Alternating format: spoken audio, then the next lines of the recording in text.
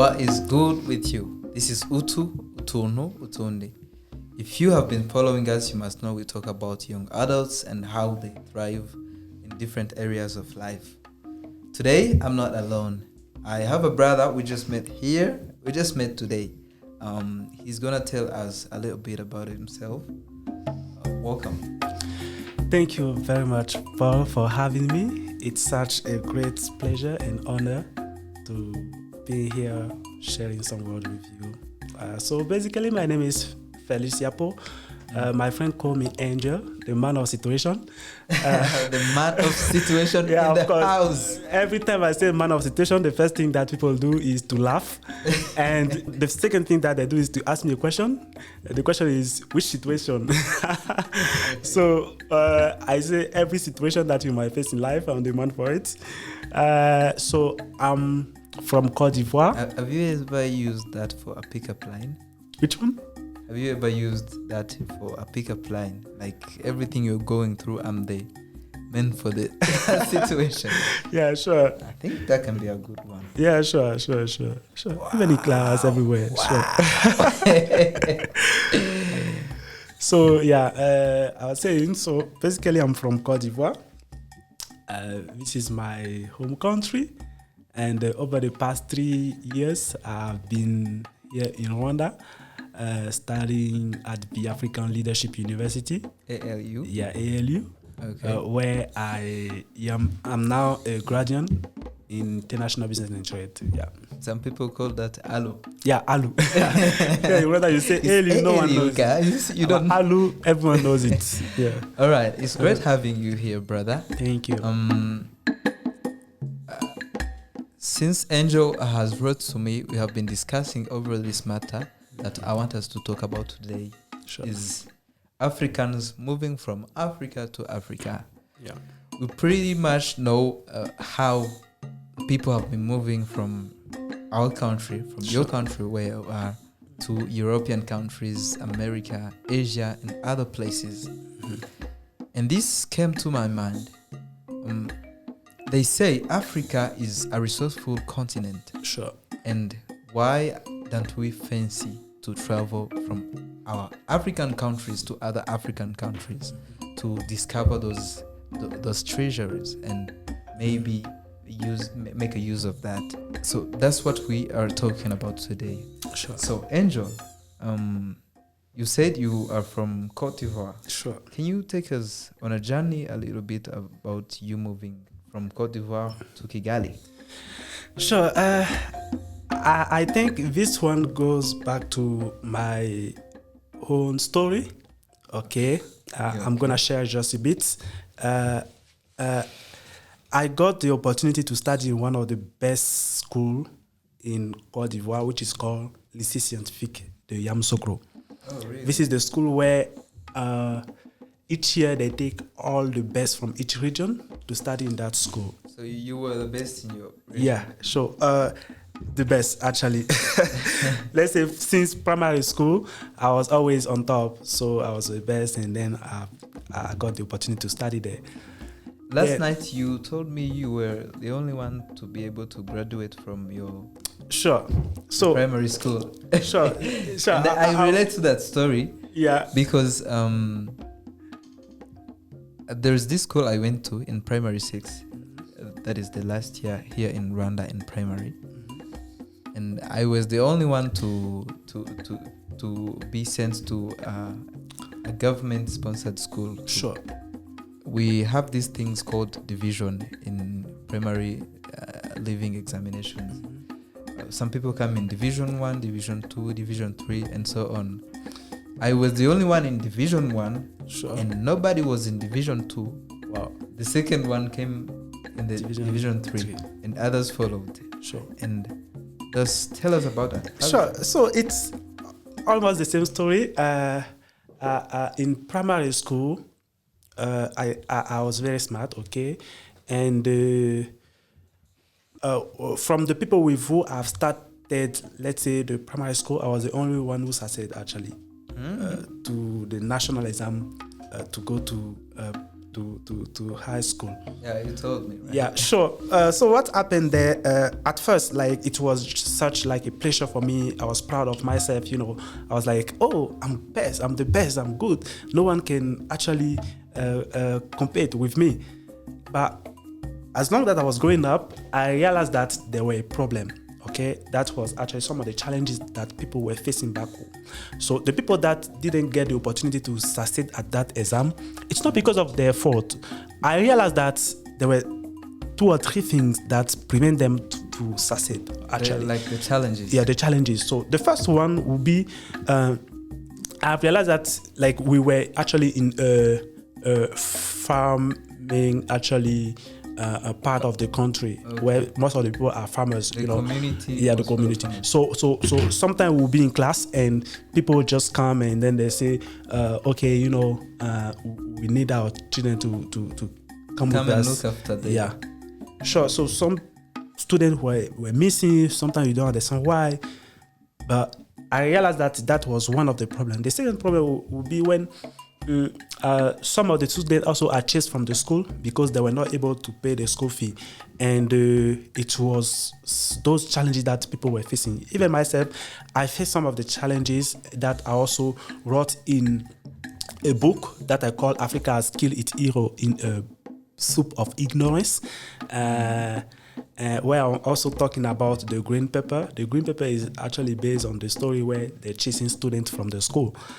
So basically, because of school fees. Exactly. Okay. Exactly. So after succeeding to my high school, my dad advises me actually to study medicine, which was something great.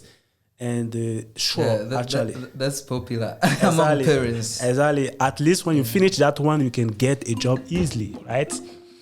I've been studying medicine for 2 years, and at a certain level, I wasn't feeling myself because of the story that I've shared. I felt like I left people behind me that I have to go back to and provide a solution to help them. Yeah, that's actually a common thing in African society. Sure. I don't think I can say this is life pushing us to do so, or our families, the society. The society is pushing us to do things that help us to look after ourselves, better our lives, make a sustainable income to have a better living family. Mm-hmm. But most of us, well, I think some of us don't think we were cut out for that. Mm-hmm. We weren't cut out to do something that actually is limited to making better life for our families. Mm-hmm. Some of us were born great leaders. Some of us were born to do things which impact the societies and a big number of people. Mm-hmm. But a lot of the times we are forced to do things that are supposed to earn us a lot of money. Sure. Parents, I don't think parents should be doing this because it's killing a lot of dreams. Imagine forcing someone to study medicine while he is seeing something bigger. Mm-hmm. Medicine will earn him a lot of money. It's okay. But if you let him pursue what he is feeling right in himself. Sure. A lot of us see the problems we grow around. Sure. A lot of us see the solutions we can bring. But pushing that kind of a person into medicine for him to get a better job I don't think it's good. Sure. And of course, it's not the only way that Africa used actually to kill our talents. There are even more. In that book that I wrote, I'm talking about some of the challenging, some of the reasons why we having brain drain, like people moving from Africa to Europe or US or Asia to study there, finally staying there for their whole life. I explain. Actually, it's more of the system that we are in. Even the government also contributes to that. Really? Yeah. We have our education system.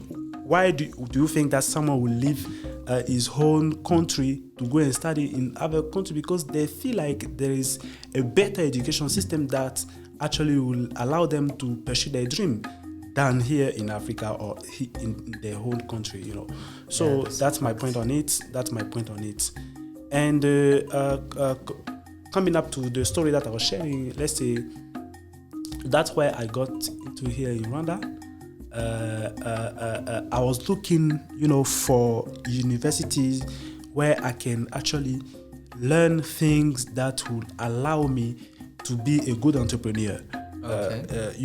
Being able to develop a project and implement it successfully back home. So I started looking on internet, searching, and I found that school, the African Leadership University. Hello. Yes, hello. And in their website, they said this university is not an university for everybody. It's the university for the dreamers, for people who do hard things. So I was like, wow, this is the university where I want to study. This is where you should be. Exactly. No matter what, I'll be there and study in that university. So that's where I got into Rwanda, and I'm now a graduate. Oh, that's great. That's great, brother. It's good having such a great man in the house. Thank you, brother. So apart from that, I have little questions for you. Come on.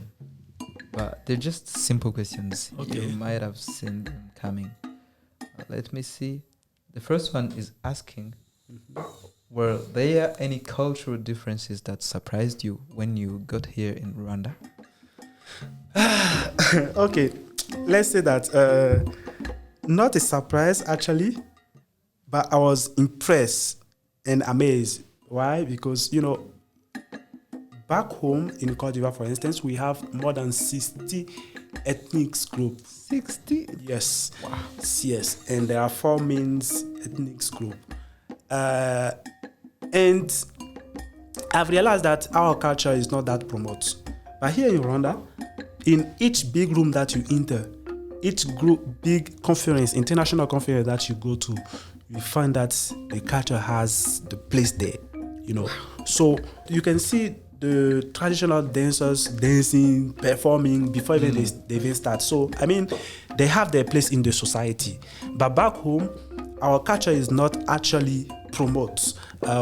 We even treat them as witchcraft, and that's not good. I think in each African country, we should make sure that our cultures are promoted, and in each and everything that we do, we include them into our things that we do, Yeah, that's how it should be. Sure. And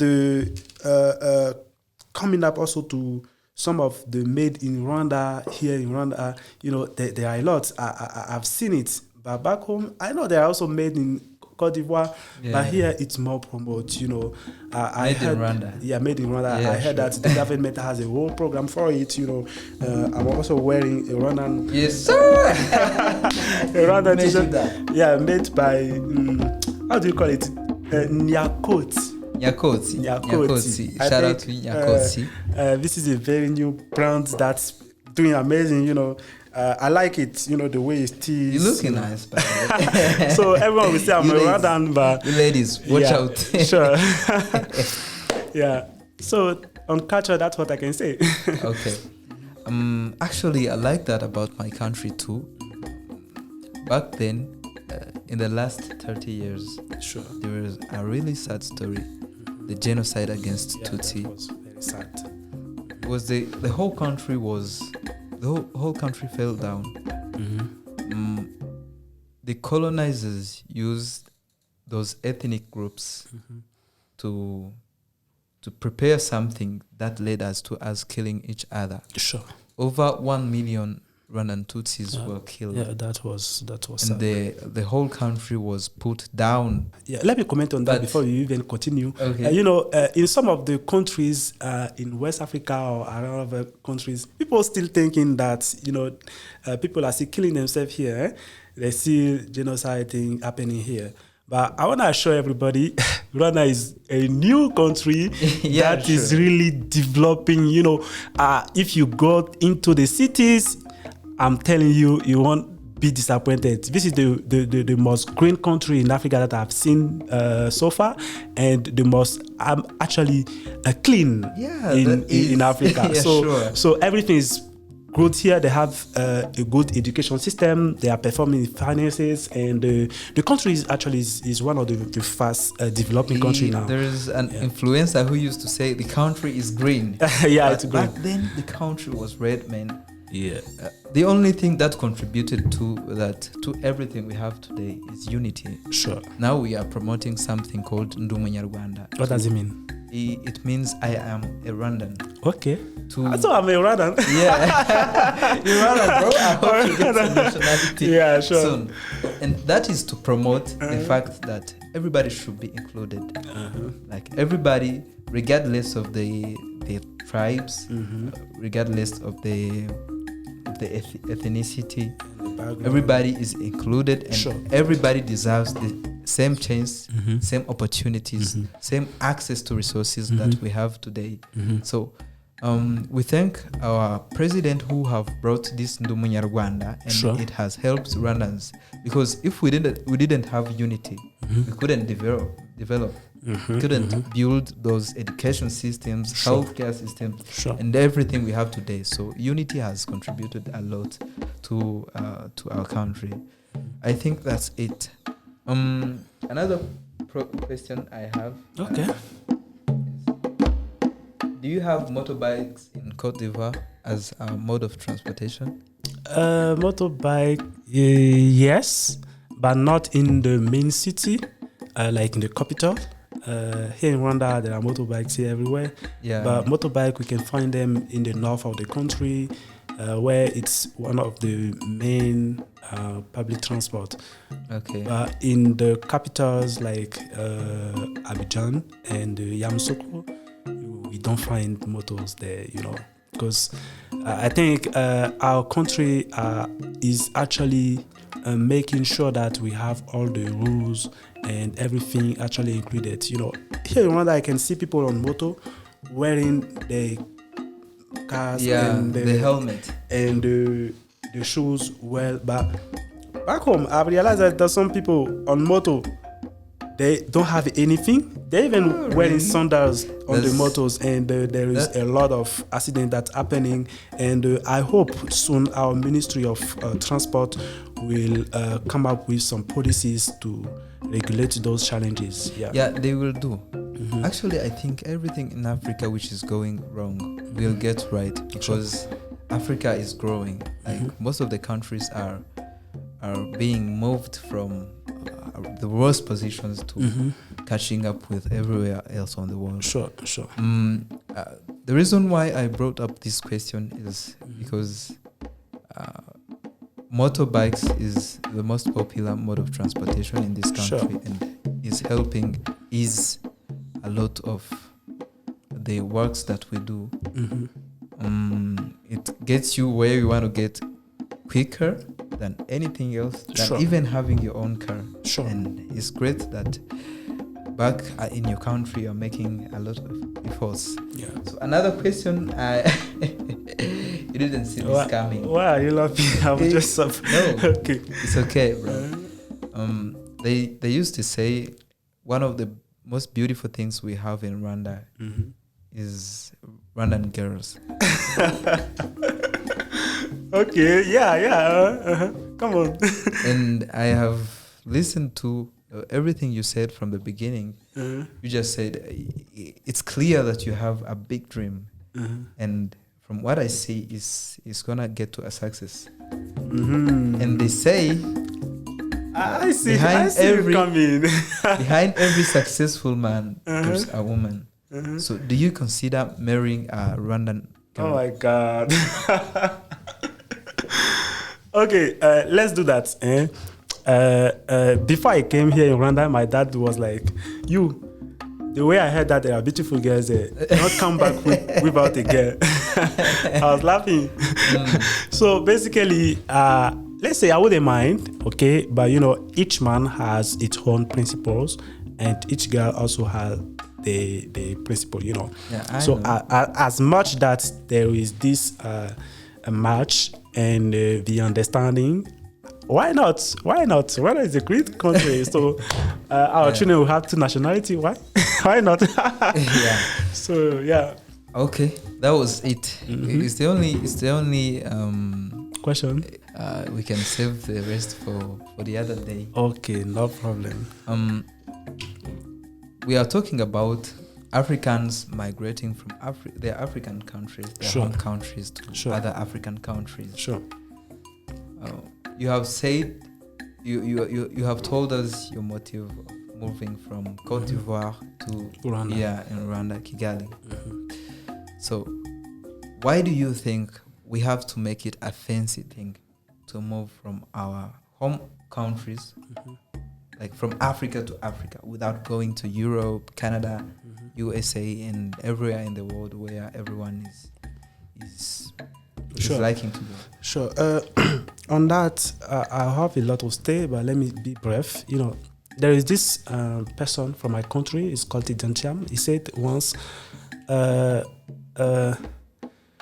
the natural resources in your underground that you don't have the talents to extract is nothing, actually. Yeah, it's nothing. So in Africa, we all say that we have a lot of natural resources, we are rich, but we don't have the talent that would actually make use of it.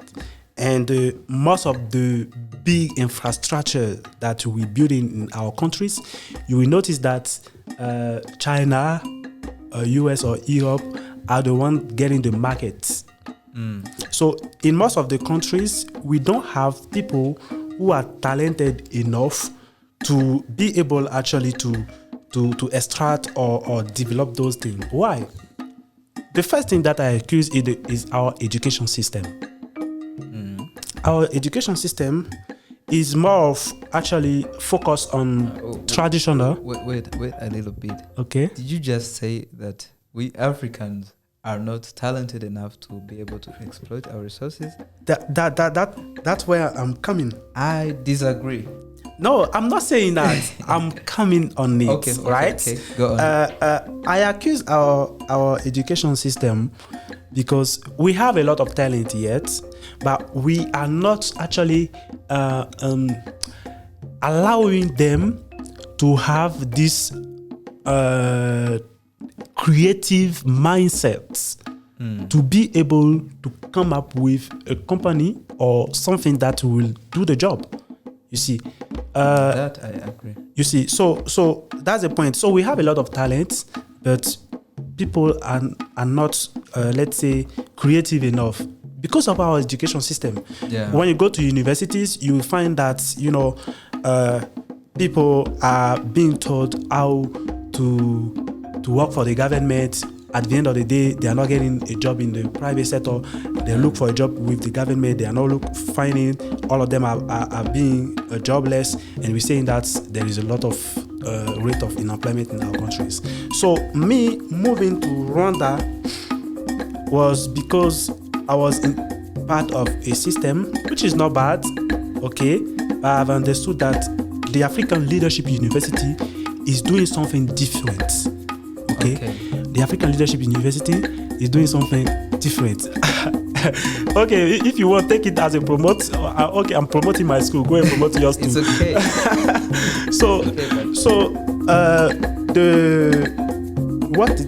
The African Leadership University is doing is actually allowing people to declare mission.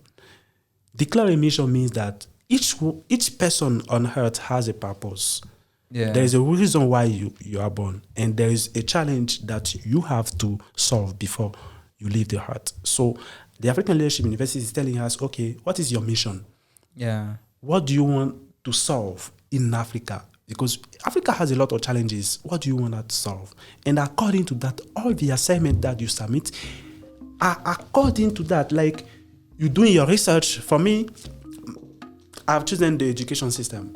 That's what I'm working on. And even my final thesis was on the impact of public university curricula on graduate employability, in West Africa. So I've conducted a whole 6 months of research to come up with solutions, And I have also my project that I want to implement back home there, So That's for good. me, moving from my country to Rwanda was more of the opportunity that I found, not necessarily going to Europe or the Get US or yourself get lost. a lot of dollars every day. Yeah, get a lot of dollars. That's not the aim. And I think one of the reasons also be because I've realized that most of the people that leave Africa are lost. Yeah, probably. Of course, we're saying that the diaspora is coming to save us. The diaspora will be doing that. But they are lost. How can you bring a solution to something that you don't know? That you don't know. You are lost in the It's context. like telling a story that you were told. Exactly. You go into Europe, they will tell the story of Cote d'Ivoire as they know it, but you are not in the context. So for me, staying in Africa was a way for me actually to stay in the context of the challenges, being surrounded by the same challenge. Because West Africa, East Africa, it's the same almost challenges that people are facing. So for me, being here was a way for me to understand more and come up with a suitable solution. And to get a different perspective of the continent. Exactly. And I want us to be clear on this thing. We are not talking about we are not saying that it's not good to go other planets. I mean in other continents. And maybe get a way of living, get a lot of cash. Sure. That is okay. It is okay. You think well when you have a way of living. Somehow there's a point which I don't disagree on that too. But it's okay going somewhere where it is easy to hustle and maybe get something back home. But here we're talking about solving the problems that Africa have. Of course. We're not talking about somebody who wants to better his life. We are talking about somebody who was born with a dream and want to solve a problem. Sure. And another thing we are making clear is that Africa has those resources. We go out looking for the outer world, maybe the other continents. I mean, those America, Europe, Canada, and other countries abroad offer those opportunities on. I don't think I can say on an easy way, but they have managed to put up processes that you can make money through. Sure. I think that's what we need to do home. It's not something you can say is obvious, but I'm not happy when I hear my friend have played for more opportunities abroad. I think we should be creating those opportunities so that everything is found home. So imagine how Africa could be if we concentrated on building it. And after some years doing that, we might find Africa a giant. Sure. Africa is a giant naturally, but we don't know about it. We hear people talking about it. We are out there being proud about it. But do we really actually know how Africa is blessed? Do we really know in what ways specifically Africa is rich? So that's why for your next travel, for your next let me say discovery, please add a priority on Africa. Sure. Because if you think you are a change maker, you need to know Africa, something you want to make a change on. Sure. And Africa has a lot of work. If we have systems that don't allow us to be able to implement those solutions we have, because systems are people. Sure. I think we need more people. We were talking about ALU. ALU was found because somebody at some point sat and thought about a solution. Sure. We need more solutions in Africa. Sure. So, but it's okay to travel beyond Africa and maybe learn and maybe earn money, maybe earn resources. But let our hearts concentrate on Africa. Let us have a burden on transforming Africa, because Africa is a fresh gold. Sure. Like it can be turned into something very big easily. Sure. Than any other country. I have seen like last night I was browsing TikTok. Okay. And I saw this white influencer. Actually, he's Chinese, not white. He's a Chinese. He was making crafts into plastics from wastes.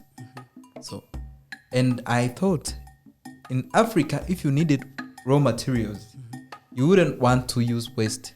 You would use pure raw materials from the ground. Like we have those resources. Many people are making miracles from the trash, from the recycled items. But we have the pure raw materials from our land, and we cannot use that. That is a problem. So, back to where we started. What would you recommend to somebody who is traveling from one African country to another? For instance, traveling to Rwanda. Okay, let me be clear on that, okay? As I said, we live in the system that is already established, that parents understand better, and they want their children to follow the same system. As I explained in my case, for instance, my dad was like studying medicine, and guess what? When I decided to come to Rwanda, he was angry at me. He was like, if you have money, go. You see, I think I share it with one of my friends, Jonathan. I don't want to come back on it, but he told me, if you have money, go. Like he didn't support it that much. Exactly.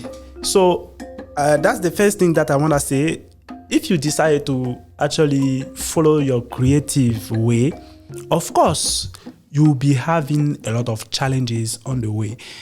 And the challenges might be the support that you may be not getting.